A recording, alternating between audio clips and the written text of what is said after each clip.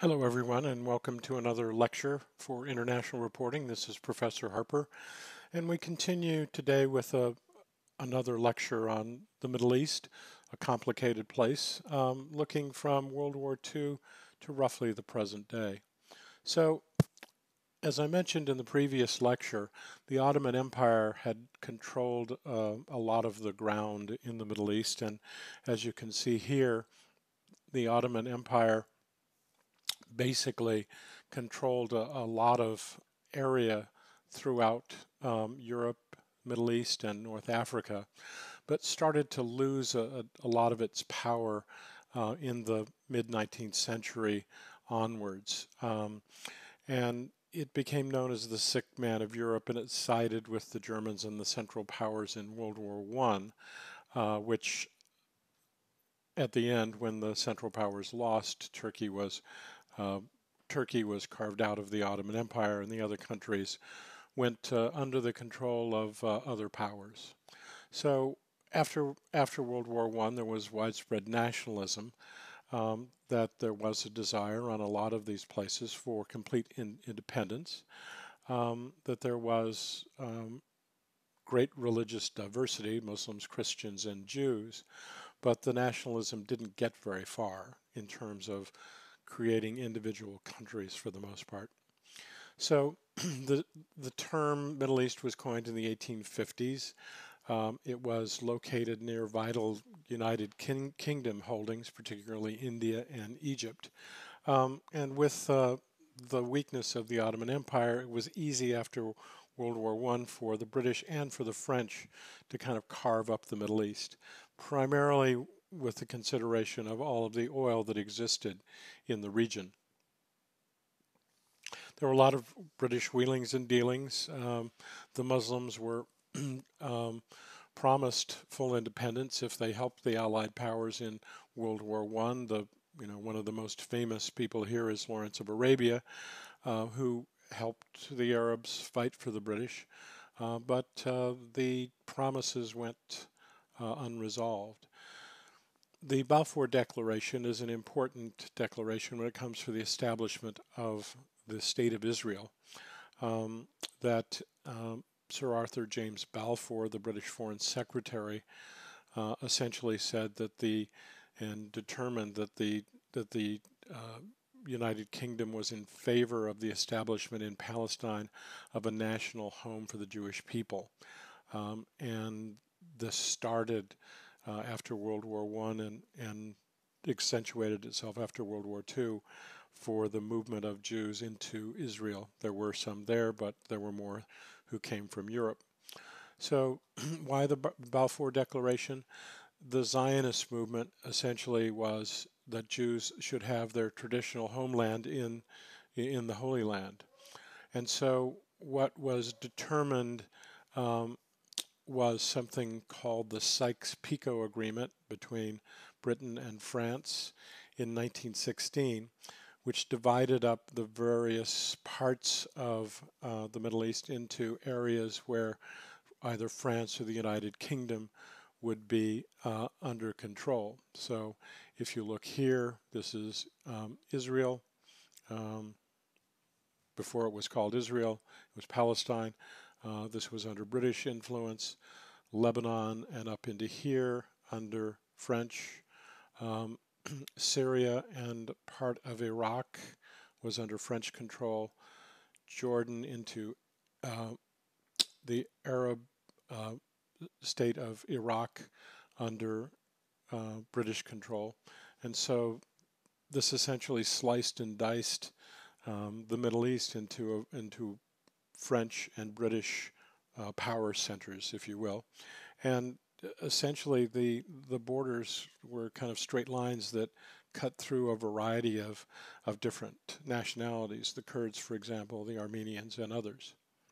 So at the end of World War I, the Arab regions expected the British to hold to their word, and essentially they were betrayed.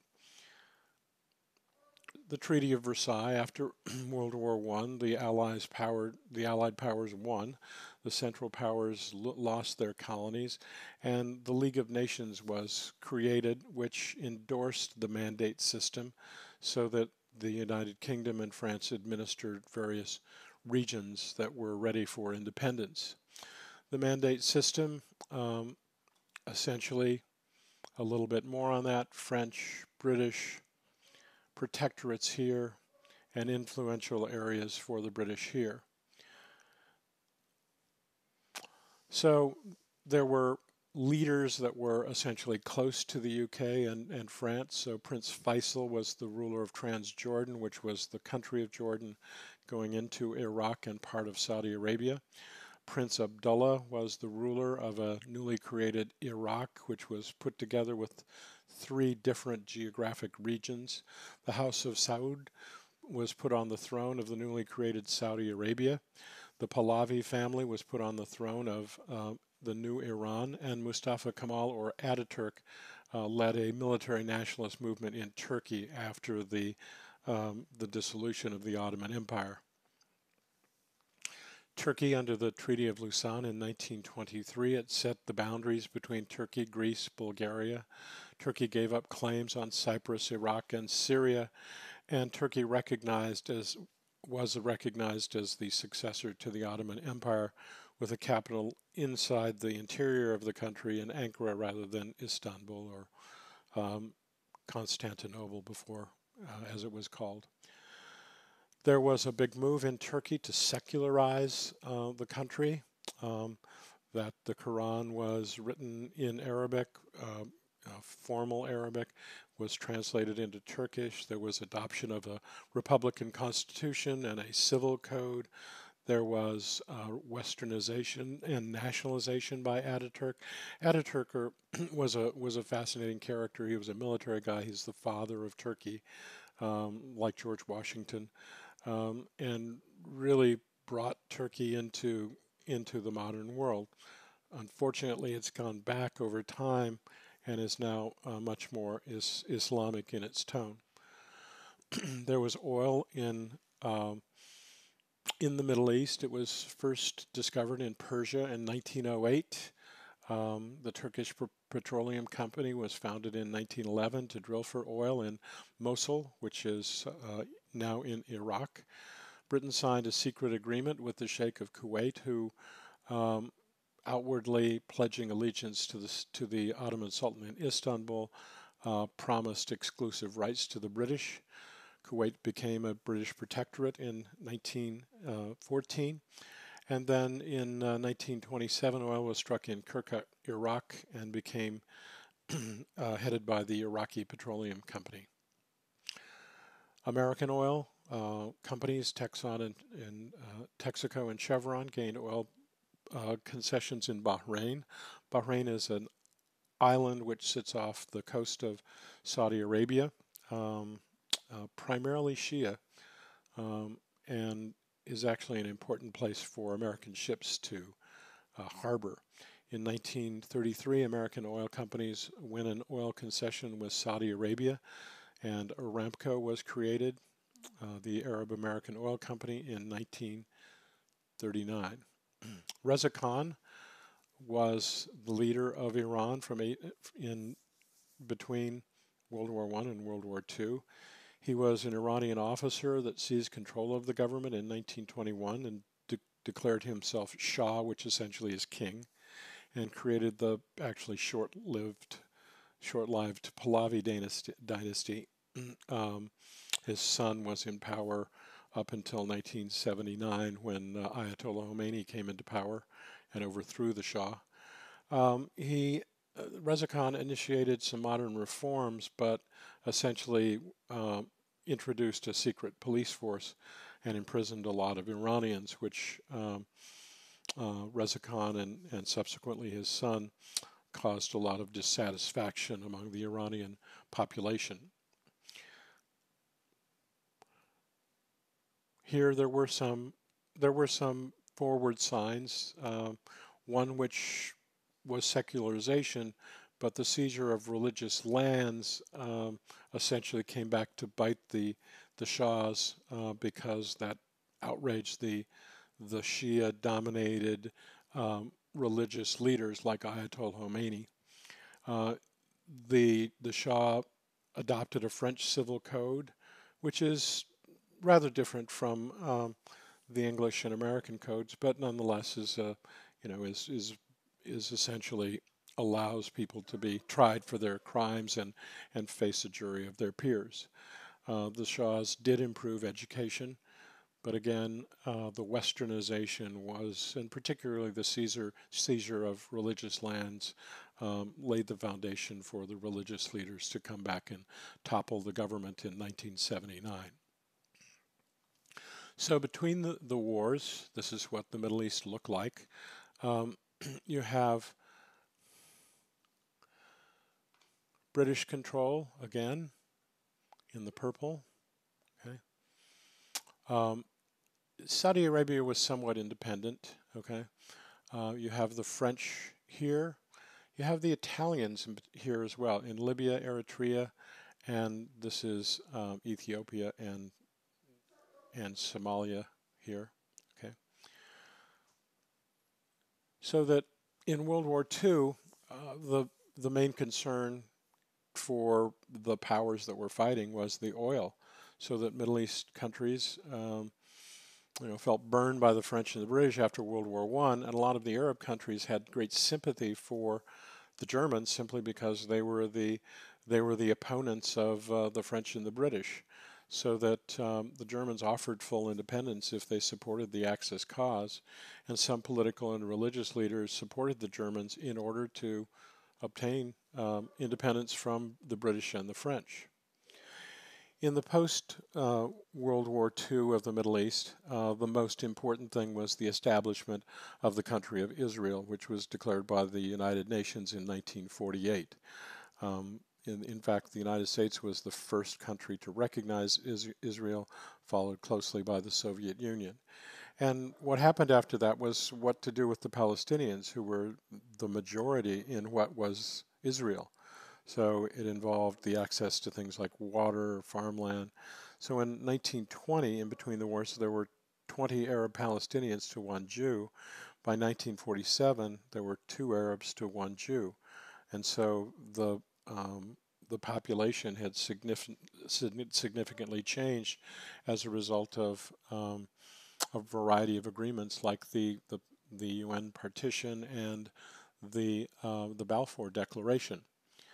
So there was a partition plan before World War II, which proposed a very small Jewish state here and an Arab state, which was much larger. And then this area was supposed to be under British mandate, particularly because of Jerusalem. But moving forward, there was a proposed plan in 1947 which really didn't make much sense. So that here's the Jewish state. It was cut in 2 by the Arab state, very narrow here, and then going down here, so that the Arabs and the Jews were not very happy with the UN partition plan that was proposed. And then in 1948, the Israelis took all this area. This is the West Bank, all the way down here where the red line is. Then in the 1967 war, pushed all the way out to this border here. Now here's Israel today. What happened is that after the Oslo Peace Accords in the 1990s, the Palestinians were given they were given civil control, but not military control, over the West Bank and Gaza. So in terms of the Middle East wars that were fought, 1948, the Arabs were driven from Israel, or in 1956, there was a stalemate over the Suez Canal.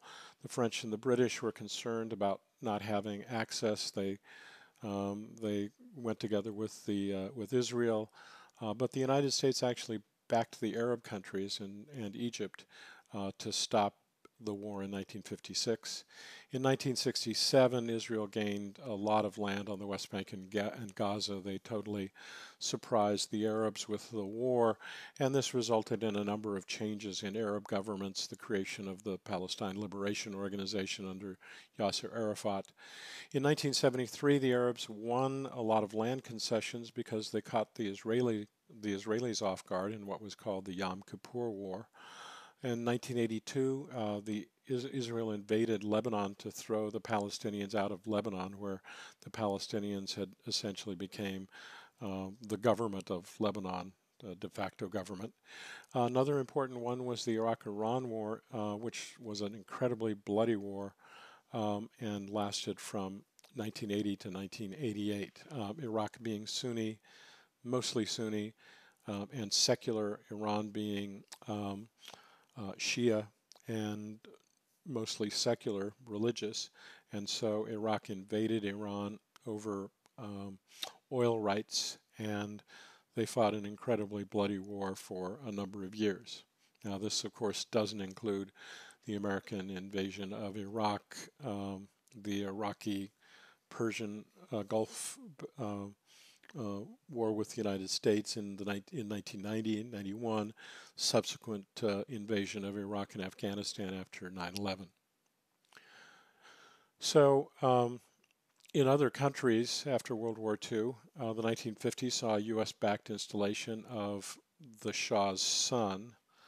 In the 1970s, the Shah was forced from the throne by fundamentalist clerics led by Ayatollah Khomeini.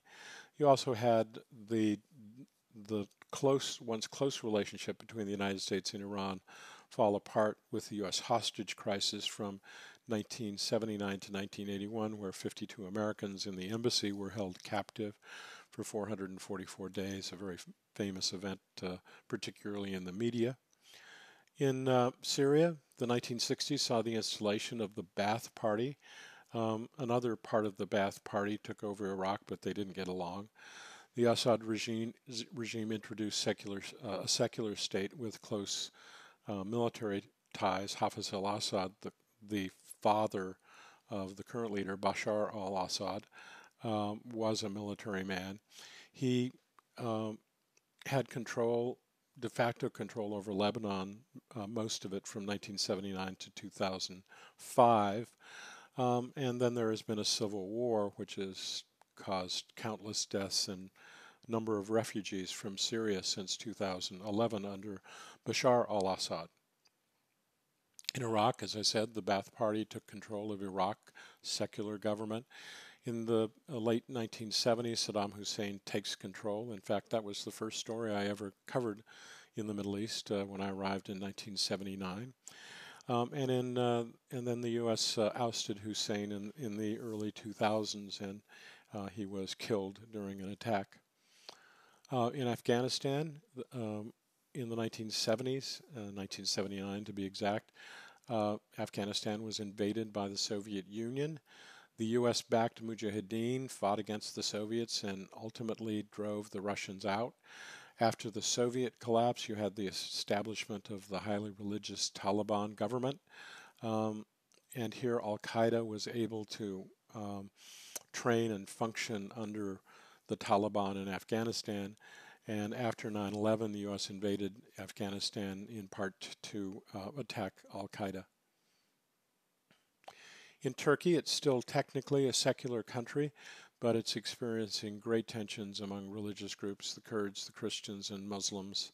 And only recently, the Hagia Sophia, which was a mosque and then became a church and then became a museum, it's a beautiful place, has now, the government is now intending to turn it back into a mosque. And Erdogan, the current president, has taken Turkey back into a more secular religious realm, to the great dismay of the United States. And in Saudi Arabia and the Gulf, people enjoyed decent standards of living, mainly because of the oil wealth, but there's growing dissatisfaction among the young because there aren't that many jobs for them, and there has been some dissipation of the oil wealth in those countries. There are little to no social reforms, and there's limited ability to criticize the government. So that's it for now. Thanks very much, and we'll see you online. Bye now.